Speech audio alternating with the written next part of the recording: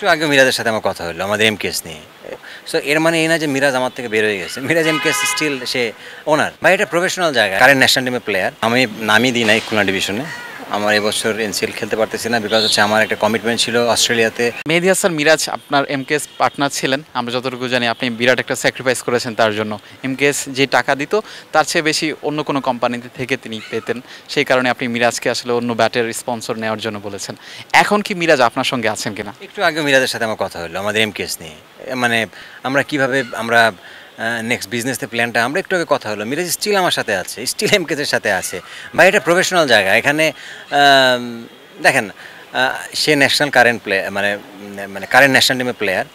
সে এখান থেকে এটা অনেক বেশি টাকা ইনকাম করতে পারে ও আপনার মানে তার দিয়ে স্পন্সরশিপ দিয়ে। তো যেটা আমাদের পক্ষে সম্ভব না। আমাদের সাকিব যেমন আমাদের মানে উইলিংলি আমাদের প্রতি তার একটা হয়েছে।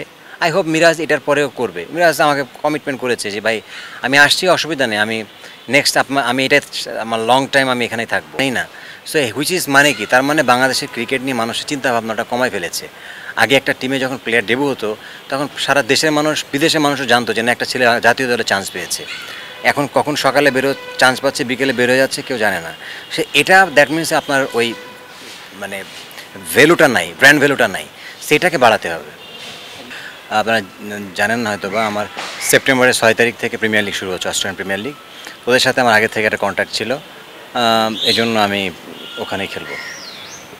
আপনার যে অনেক দিনের একটা স্বপ্ন ছিল অস্ট্রেলিয়াতে একটা academy, Imrul Kayes elite cricket academy, Shane ওয়াটসনের সঙ্গে কাজ করার একটা ইচ্ছে ছিল, সেই একাডেমির যাত্রাটা শুরু হয়েছে। ওভারঅল যদি এই একাডেমি নিয়ে একটু বলেন। দেখুন, আমি মোটামুটি একটা সেট আপ করছি আমাদের এক্সপ্রেস অফ ইন্টারেস্ট আমি দেখাতে। আমরা ফর্ম দিয়েছিলাম, এখানে অনেক ছেলে তারা ইন্টারেস্ট দেখিয়েছে, বাংলাদেশি কমিউনিটির, ইভেন অস্ট্রেলিয়ান কিছু প্লেয়ারও আছেন। তো আমার কাছে মনে হয় যে আমি যাওয়ার পরে ওদেরকে নিয়ে আমার ভার্চুয়ালি একটা মিটিং আছে, আমি তারপরে ওদের সাথে আমরা বসবো সেপ্টেম্বরের ফার্স্ট উইকে। এরপরে আমরা একটা প্ল্যান করবো যে আসলে কীভাবে এটাকে আগায় নেওয়া যায়। সাথে অবভিয়াসলি ওখানে তাহমিদ আছে, ওয়াটসনের সাথে প্ল্যান করব যেভাবে কীভাবে কী করা যায়। একটু সময় লাগবে। আই হোপ যে আমি মানে I am pretty much confidence যে ভালো কিছু করতে পারবো। ওয়ালটন এখন দেশের সীমানা পেরিয়ে পৌঁছে গিয়েছে 50টিরও বেশি দেশে। ওয়ালটন, ঘরে ঘরে বিশ্বজুড়ে। বেসিক্যালি ওর একটা ইন্ডিভিজুয়াল একাডেমি আছে, ও ইন্ডিভিজুয়াল ট্রেনিং করাই।